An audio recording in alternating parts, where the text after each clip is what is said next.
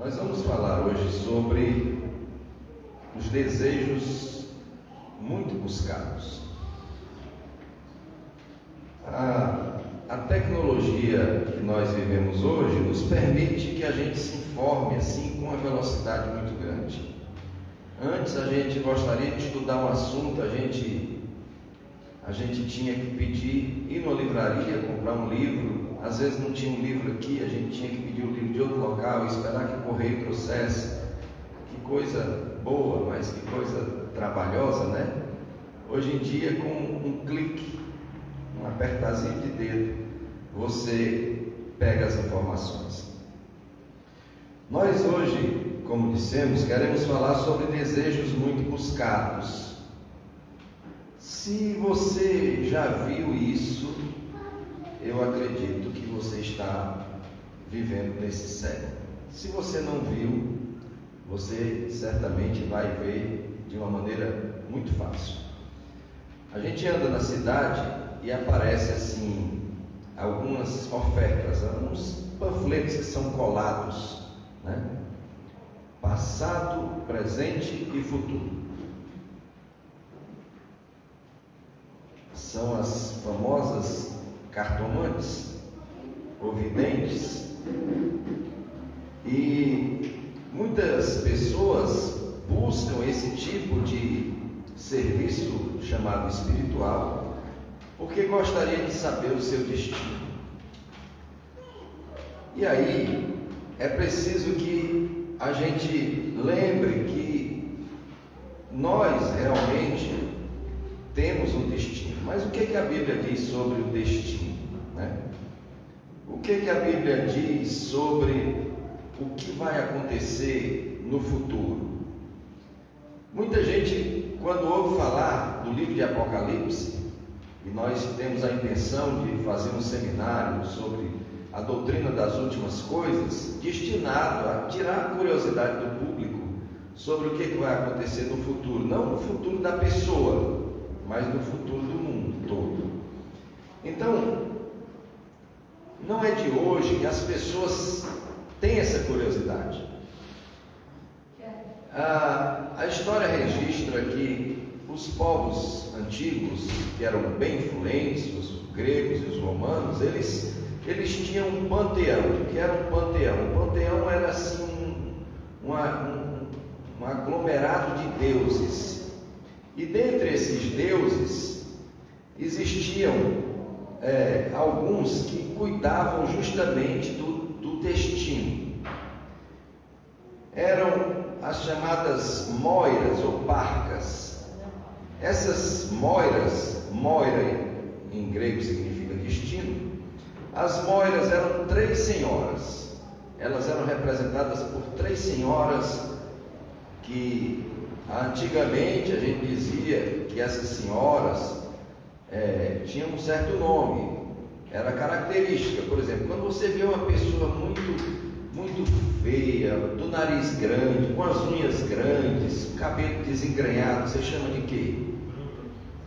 Mas hoje, aí você vai procurar as bruxas de hoje são totalmente diferentes. Pessoas que se dizem bruxas hoje não tem mais o nariz grande com uma verruga na ponta, não tem mais as unhas grandes, não tem mais o cabelo desengrenhado. As bruxas de hoje, elas são verdadeiros modelos. Mas a essa época, a mitologia grega e romana, ela colocou as moiras como sendo 3 senhoras bem sombrias, bem apavorantes. E essas 3 senhoras, elas tinham 3 nomes. Uma se chamava Cloto, a segunda Laquesis e a terceira Atropos. E justamente o que dizia que essas senhoras faziam era o seguinte: elas eram fiandeiras, elas eram tecelãs, elas faziam fios, né? Fiandeiras, uma profissão que hoje em dia acho que nem existe mais, porque a tecnologia fez com que essa profissão desaparecesse. Mas essas senhoras, então, elas faziam fios, e a Cloto era responsável pelo fio do nascimento. Quando uma criança ia nascer, então ela fazia o fio dela. A outra, Laquesis, ela era responsável pelo casamento. E Atropos era a que tinha a tesoura para cortar o fio. Então, presente, passado e futuro são assuntos que realmente sempre causam muito interesse. Você já deve ter visto pessoas que não conheceram seus pais, por exemplo, e eles ficam procurando saber o passado, porque eles não têm conhecimento do passado, e eles querem saber o passado, porque de fato isso é importante. É importante a gente saber de onde a gente saiu. Irmãos, eu tenho uma foto da casa que eu nasci, numa época de seca. Irmãos, eu nasci na época do inverno. Segundo dizem, no dia que eu nasci, o rio estava cheio de uma ponta a outra, de barreira a barreira. E para mim, as pessoas contam essa história, eu fico muito alegre.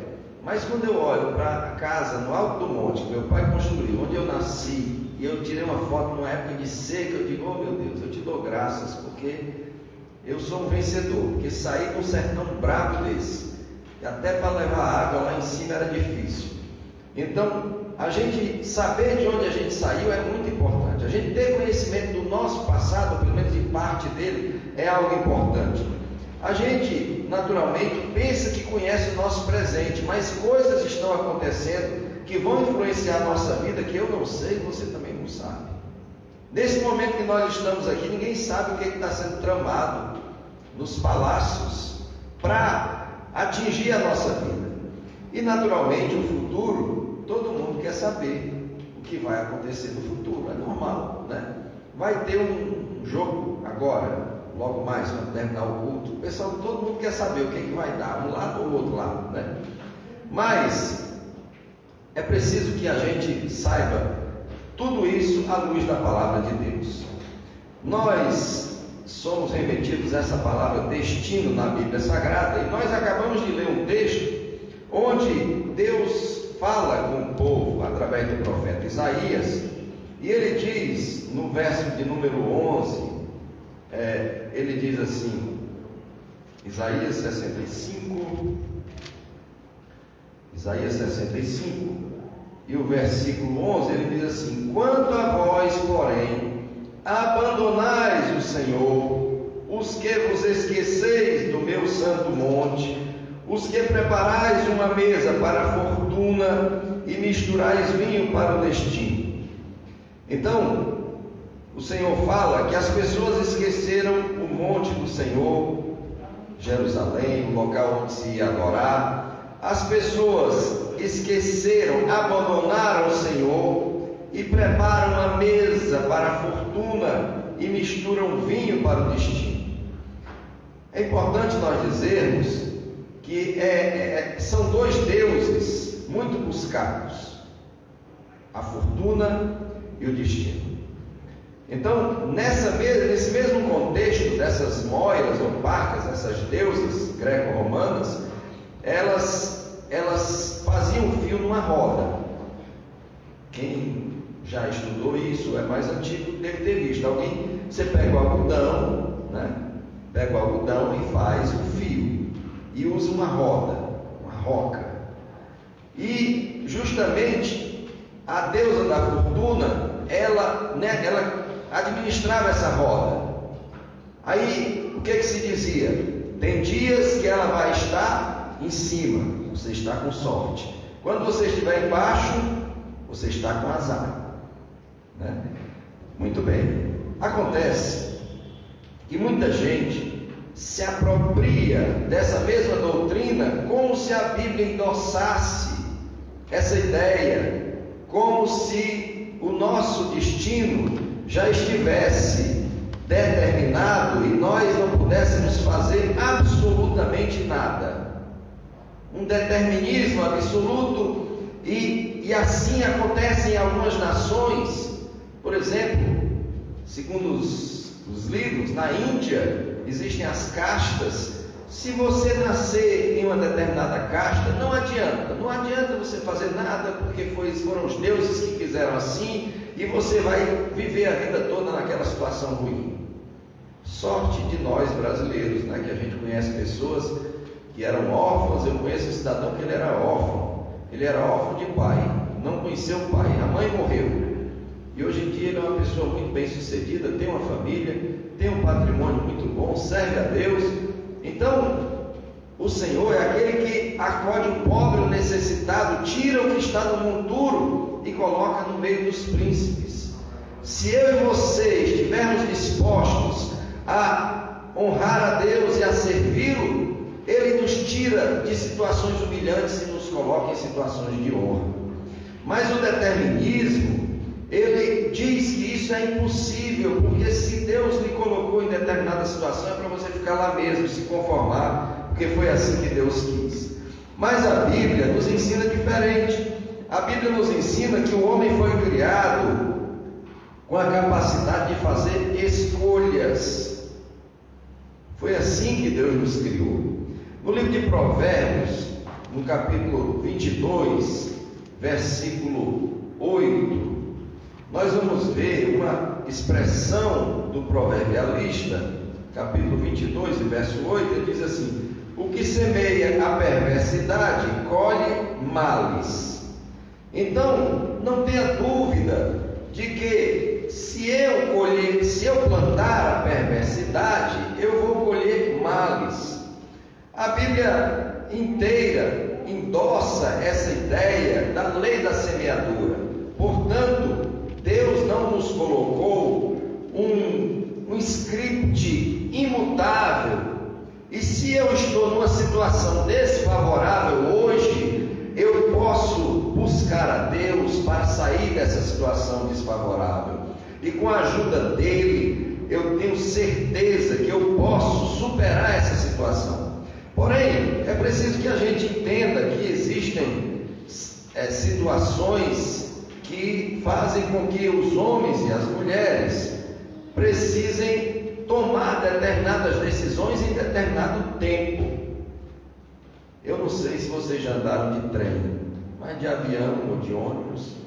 Agora, é possível que um motorista de ônibus lhe espere. Chega uma pessoa e diz: meu amigo, por favor, estou esperando a minha esposa, dá para você esperar 5 minutos?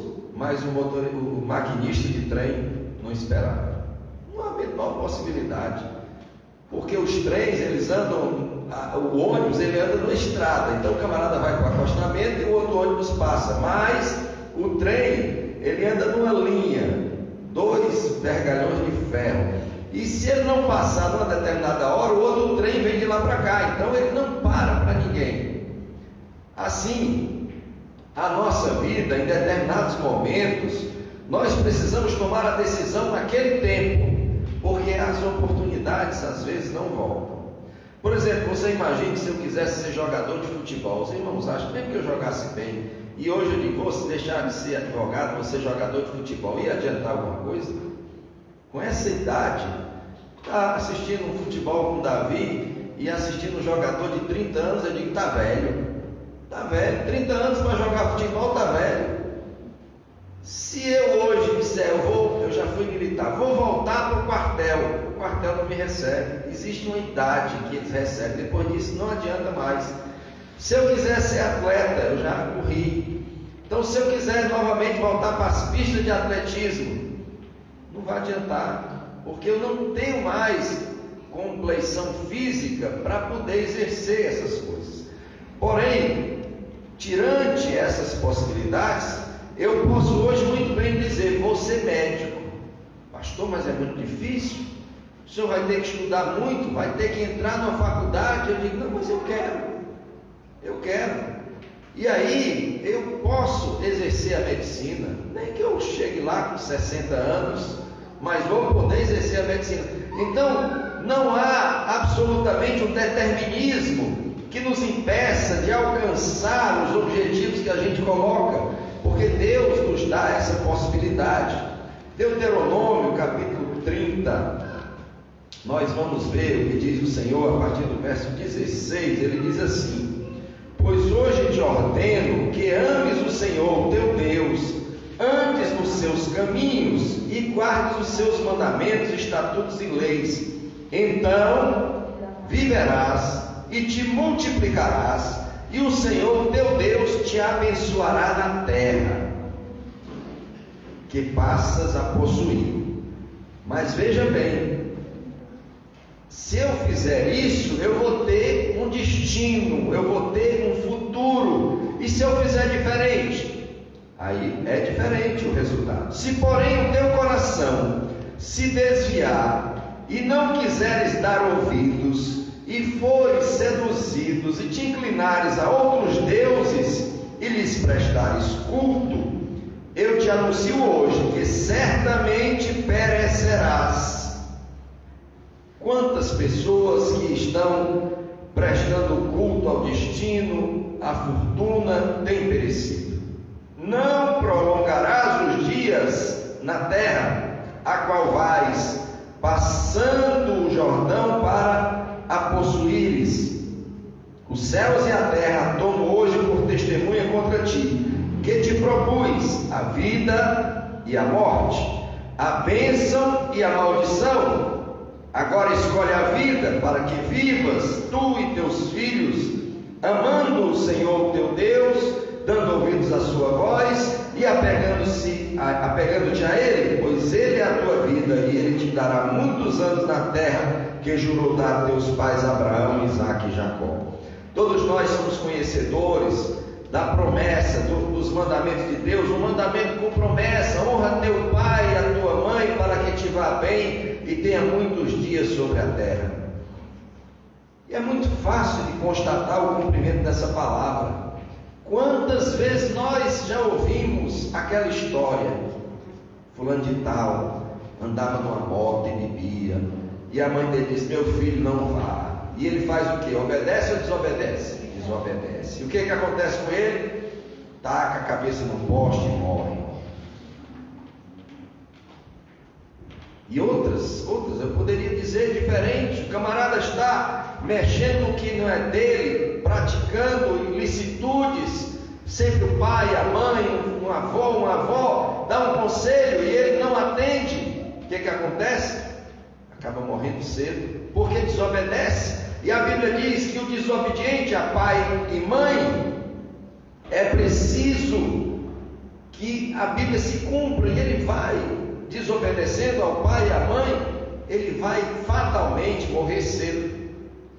Se eu e você, no entanto, formos obedientes ao nosso pai e à nossa mãe, pode ter certeza que a Bíblia vai se cumprir e nós teremos vida longa. De quem é essa decisão? Minha e sua. Portanto, são nossas escolhas que nos colocam num caminho que nos faz chegar ao futuro. Nosso amanhã, o nosso futuro está intimamente conectado com o nosso presente, com o hoje, com o agora. Depende do futuro que eu quero para mim. Uma das coisas que com certeza vão fazer diferença na nossa vida são as nossas companhias. Com quem que eu ando? Com quem que eu estou convivendo? É muito difícil você conseguir chegar em determinadas alturas se você voa abaixo, né? Se você só anda com gente que não consegue sonhar, gente que não vai absolutamente lhe acrescentar nada. Os lugares que a gente frequenta, com certeza também são determinantes para definir o nosso futuro. Onde é que eu ando? De manhã cedo eu acordo, tem um pé de castanhola lá perto lá de casa, e tem uns camaradas lá, eles vão para lá, eu vou lá conversar com eles. E o que é que eles fazem? Nada. O que é que você vai aprender lá? Nada. Ou então, coisa ruim. Não, onde é que você anda? Não, de manhã quando eu acordo, aí eu vou, tem um pessoal lá trabalhando, eu me ofereço para fazer alguma coisa. O que é que vai acontecer com você? Você vai ganhar alguma coisa, vai aprender alguma coisa, pode ter certeza.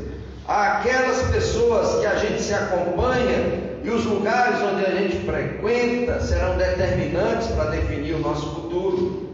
Não existe uma prévia vontade de Deus, ou dos astros, ou das forças cósmicas, que excluam a nossa responsabilidade, como alguns querem dizer. A vontade de Deus é que ninguém se perca, senão que todos venham a se salvar. Mas as pessoas desejam muito o destino. O destino é muito bom, porque Quando a pessoa está mal, aí ela diz assim, as pessoas dizem, o que está acontecendo com você? Era o meu destino. Que destino, coisa nenhuma. Vá olhar, rebobine a fita, né? É nova essa expressão, rebobine a fita.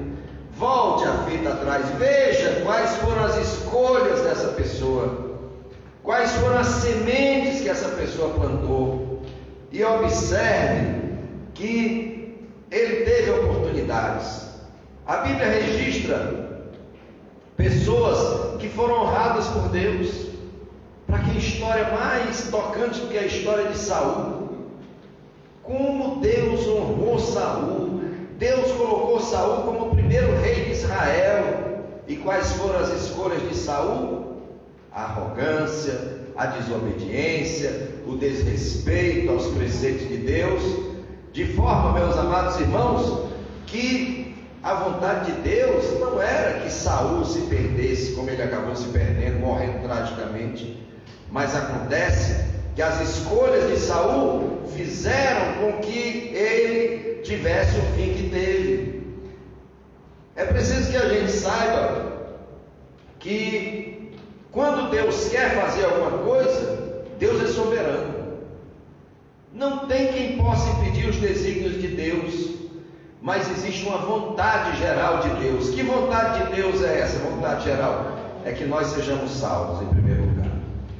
Os planos de Deus para convosco, a palavra diz, eis que tenho planos para convosco, planos de bem, de fazer bem, de nos abençoar. Esse é o plano de Deus para nós. Até mesmo quando a gente está tomando um remédio amargo, é Deus que está dando aquele remédio amargo para nós, para que a gente seja melhor, não para que a gente seja pior. Deus não tem prazer nem na morte do ímpio, porque Deus não quer que ninguém se perca. Então Deus é soberano. Deus foi soberano quando Faraó disse, Faraó era o homem mais poderoso, era o Biden de hoje, né? O homem mais poderoso do mundo talvez seja o Joe Biden, já que o Trump apagou das luzes já, né? Então Faraó disse, não sai ninguém, não sai ninguém. E aí Deus disse, eu vou mostrar para esse camarada que a minha vontade ele não pode se opor a ela. Então Deus moeu, torceu o Faraó, o seu exército, o povo saiu de maneira triunfante. Louvado seja Deus, porque Deus é soberano. Porém, nessa soberania, Deus nos dá a possibilidade. Por que eu posso decidir a minha vida? Por que você pode decidir a sua vida? Porque Deus é soberano e nos deu esse direito. Foi Ele quem nos deu. Ele podia não dar, mas Ele deu. E nós precisamos saber disso. Deus tem um plano individual para cada um de nós. Agora, se eu vou seguir o plano de Deus, aí é outra história.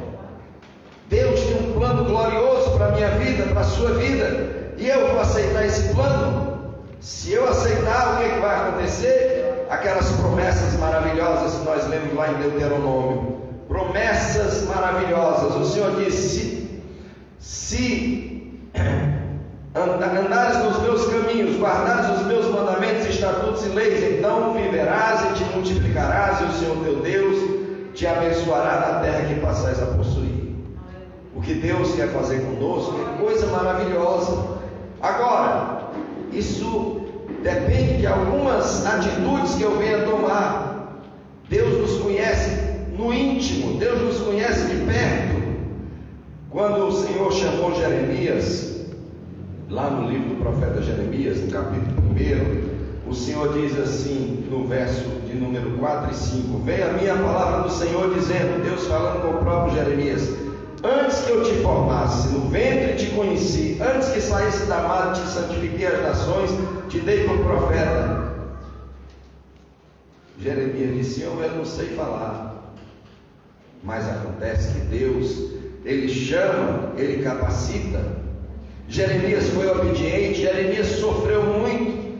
Ah, Senhor, eu sou apenas uma criança, eu não sei falar, mas Deus é poderoso para fazer com que uma criança fale. É interessante, irmãos, na história do Brasil, a pessoa que melhor governou o Brasil era uma criança, era um adolescente de 14 anos. Pedro II. A história registra, não sou não sou monarquista, mas é o que está aí. Infelizmente, nós vamos ver as pessoas que têm mais capacidade fazendo mais tolice do que aqueles que têm menos capacidade. A Bíblia mostra para nós, portanto, que Deus tem um plano individual conosco e eu e você podemos cooperar com esse plano ou podemos resistir a esse plano.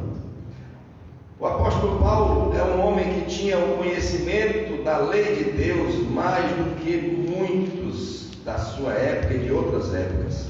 E no capítulo 9 do livro de Atos dos Apóstolos, a gente vê o Senhor falando com Saulo e disse para ele que era duro para ele resistir, era difícil para Saulo, né? Para Saulo se entregar ao Senhor. Assim como também foi difícil para Ananias, não era vontade de Ananias ir orar por Saulo de Tarso, um perseguidor. Os irmãos imaginem, não quero falar nome de pessoas, mas imagine aí um perseguidor da igreja no momento, né? Para não ser pessoal, né? Pense aí num que é inimigo da igreja, e aí de repente Deus diz: Fernando, vá lá na casa desse cidadão e vá orar por ele.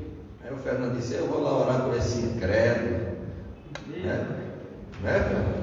A nossa reação é essa, foi essa a reação de Ananias. A Bíblia diz que o Senhor disse a Ananias, ele disse: pronto, Senhor, se levanta, vai à rua chamada direita, pergunta na casa de Judas por um homem de Tarso chamado Saulo, porque ele está orando. E numa visão ele viu que um homem chamado Ananias impunha sobre ele a mão para que tornasse a ver. Aí Ananias disse: Senhor, leva mal não, mas eu já ouvi falar que esse camarada, ele tem feito muito mal, ele tem até autorização do chefe para prender os que invocam o teu nome. Ananias queria ir? Não. Acontece que o Senhor disse: vai, porque este para mim é um vaso escolhido para levar o meu nome perante os gentios, os reis e os filhos de Israel, e eu lhe mostrarei quanto deve sofrer pelo meu nome. Ora, a vontade de Deus era usar Saulo, era usar aquele homem sábio, como de fato Deus usou. Mas antes disso, os irmãos acham que antes disso Deus não havia falado com ele? Havia. Vamos pegar a nossa experiência pessoal. Quantas vezes Deus fala conosco e a gente diz: ainda não, ainda não, ainda não. A vontade de Deus já era, antes da gente obedecer, já existia, já era aquela. Mas nós temos essa liberdade. Irmãos, a nossa vida é como se fosse uma lavoura, né? Uma plantação. Se eu plantar cedo, eu colho cedo. Se eu plantar tarde, eu vou colher tarde. Então, o que é melhor? Melhor plantar cedo, porque eu vou colher mais cedo. Então, Paulo poderia ter sido usado ainda mais por Deus. Acontece que ele resistiu. Acontece que ele se apegou a determinadas coisas. Ele mesmo admite.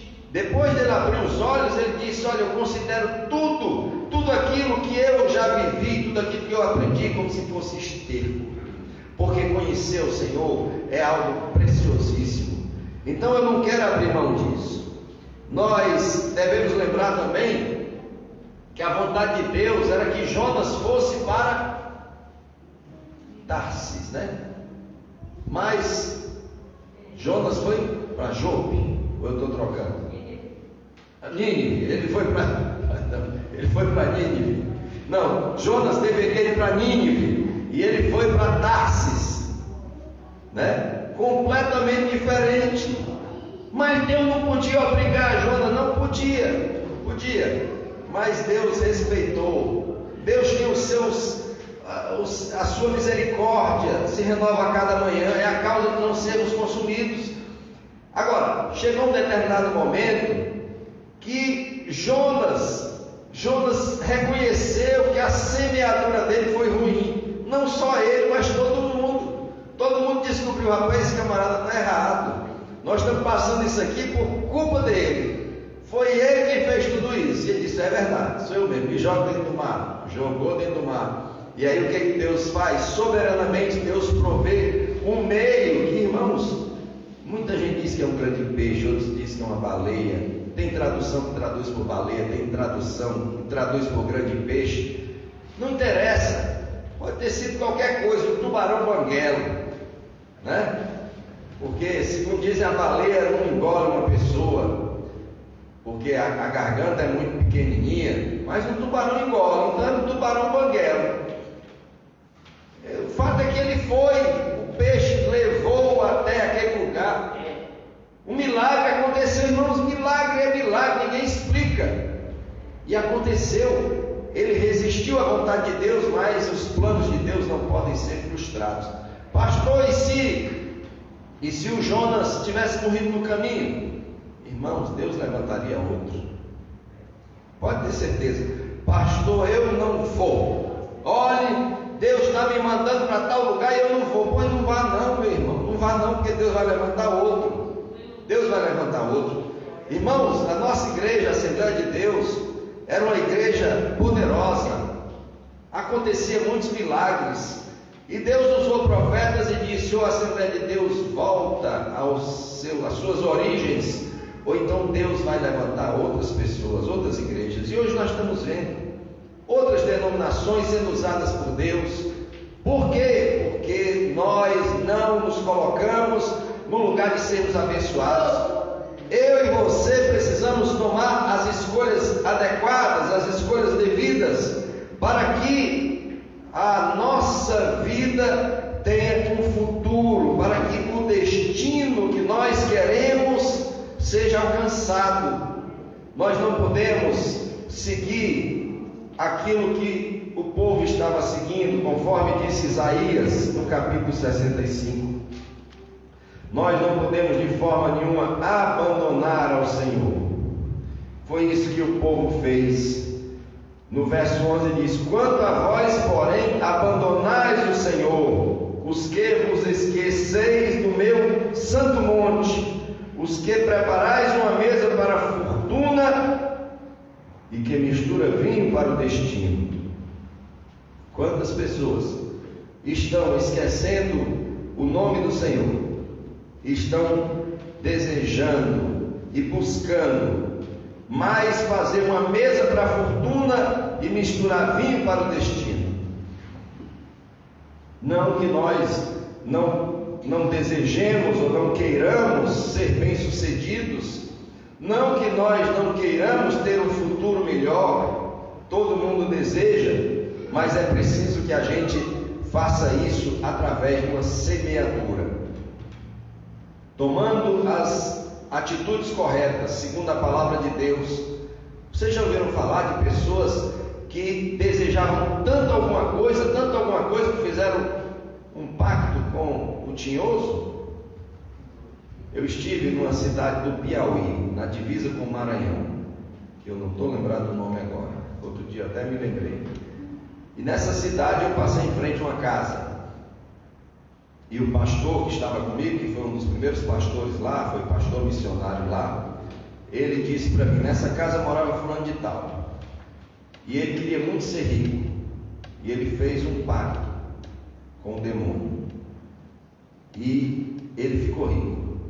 E uma criancinha que ele tinha, ela começou a ter uns problemas, e ela aparecia de uma hora para outra com um osso na mão, chupando um osso. E eles escondiam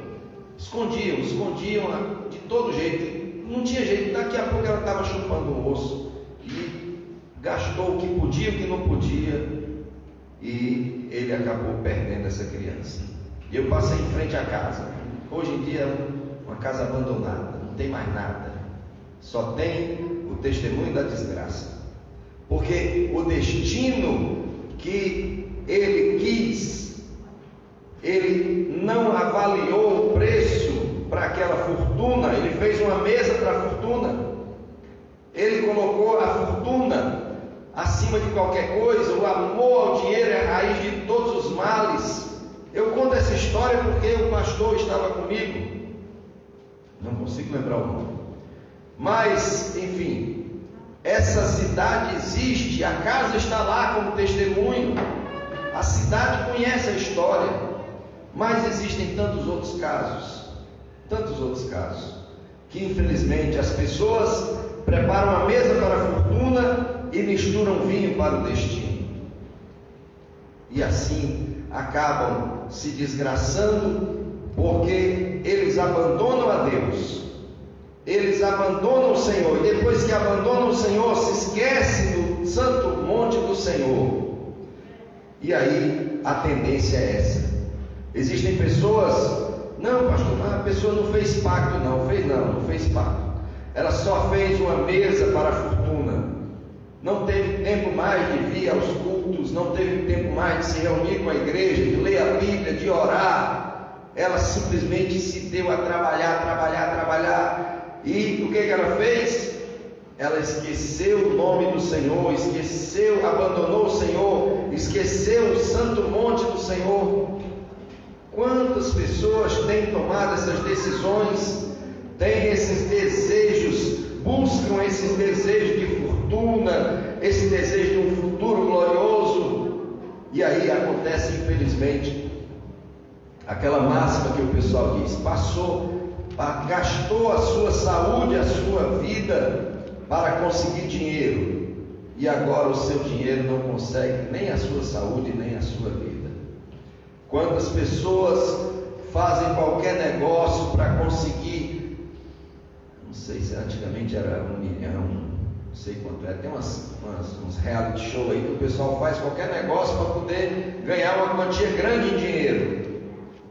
E aí em seguida a reportagem aparece: o que aconteceu com fulano de tal que ganhou não sei quanto? Zerou. Ficou numa situação pior ainda, porque se antes era pobre, sabia viver como pobre, passou uns dias vivendo como rico, agora vive como pobre. Eu vi uma que me chamou a atenção, de um rapaz que tomava animais, cavalos, e perdeu tudo que ganhou, e agora? Trabalha na propriedade dos outros, tomando animal de novo. Ah, pastor, mas ele está muito feliz. Eu não sei se ele está feliz. Eu sei que ele pagou um preço muito alto para chegar onde chegou e acabou voltando para onde estava ou abaixo do que estava. Nós não podemos de forma nenhuma deixar de observar o que a Bíblia diz. Outros fazem de tudo, mas é preciso saber que existe um momento na vida em que realmente nós seremos alcançados pelo destino, que é o dia da nossa morte. Esse dia, a Bíblia não diz que esse dia vai ser aquele dia. Ah, pastor, essa pessoa é o dia dela. Será qual era o dia do rei Ezequias? A Bíblia diz que Deus, o próprio Deus disse: arruma a sua casa que você vai morrer. E a Bíblia diz que não se desesperou. E aí ele disse: Senhor, eu não gostaria de morrer não, Senhor. Me dê mais um prazo. Eu sou um camarada legal, né? Sou crente, sou dizimista, frequento os cultos, ajudo os pobres, os necessitados. E a Bíblia diz que Deus disse: está certo, então você vai ter mais 15 anos. E ele viveu 15 anos. Existem pessoas que obedeceram aos pais e à mãe, honraram e viveram muito. E existem pessoas que resolveram não obedecer a pai e mãe. Dê uma olhadinha aí no seu próprio passado e lembre das pessoas que viveram com você na sua infância, na sua adolescência, na sua juventude e hoje. E observe a semeadura de cada uma dessas pessoas e onde cada uma dessas pessoas chegou ou parou. Porque muitos que começaram conosco já morreram, por uma razão ou por outra. Então, não cabe a mim ou a você saber exatamente o que aconteceu com os outros, mas nós sabemos o que aconteceu conosco. Eu sei o que eu plantei durante a minha vida, você sabe o que plantou durante a sua vida. E todos nós sabemos que se nós tivéssemos tomado determinadas decisões, nós com certeza não estaríamos mais aqui. Ou se estivéssemos, talvez estivéssemos numa situação muito pior. e outras decisões que nós teríamos tomado, talvez estivéssemos melhor, né? Mas uma coisa é certa: nós estamos aqui porque fizemos alguma coisa para chegar onde nós estamos. E o futuro que nos espera vai depender das atitudes que nós tomarmos a partir de hoje e que nós temos tomado ao longo da nossa vida. A Bíblia, portanto, nos aconselha o Senhor através do versículo que nós lemos lá em Deuteronômio. Os céus e a terra dão hoje por testemunhas contra ti, que te propus a vida e a morte, a bênção e a maldição. Agora escolhe a vida para que vivas, tu e teus filhos, amando o Senhor teu Deus, dando ouvidos à sua voz, apegando-te a Ele, pois Ele é a tua vida, e Ele te dará muitos anos na terra que jurou dar a teus pais, Abraão, Isaque e Jacó. A promessa de Deus para nossas vidas é nesse sentido, é de colocar diante de nós os caminhos que nós devemos escolher, e eu e você é que poderemos tomar essa decisão. Ninguém mais pode tomar essa decisão por nós. Eu tenho certeza que tenho tomado a melhor decisão da minha vida, que foi aceitar Jesus como meu Salvador. Quando eu imagino, às vezes, onde eu poderia estar se eu não tivesse aceitado a Jesus, chega eu estremeço. Quantas pessoas poderiam estar alegremente servindo a Deus, mas porque tomaram atitudes e decisões de escolher lugares ruins, companhias ruins, caminhos ruins, estão hoje vivendo o pior que a vida pode oferecer.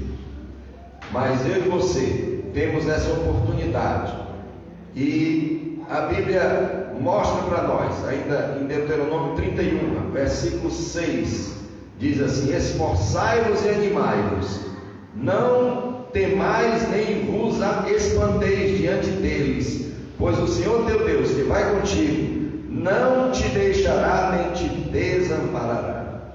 Essa é a principal promessa. Sabermos que quando nós tomamos a decisão segundo a vontade de Deus, o Senhor vai estar conosco. E essa é a melhor notícia. Se eu sair da presença de Deus, com certeza eu me sentirei desamparado. O Senhor disse: olha, Moisés, eu vou abençoar vocês, vocês podem ir, mas eu não vou com vocês. Moisés disse: Senhor, sem a tua presença, nada feito. Porque a presença do Senhor é aquilo que de mais precioso nós podemos ter. A companhia do Senhor é certeza de vitória, porque um com Deus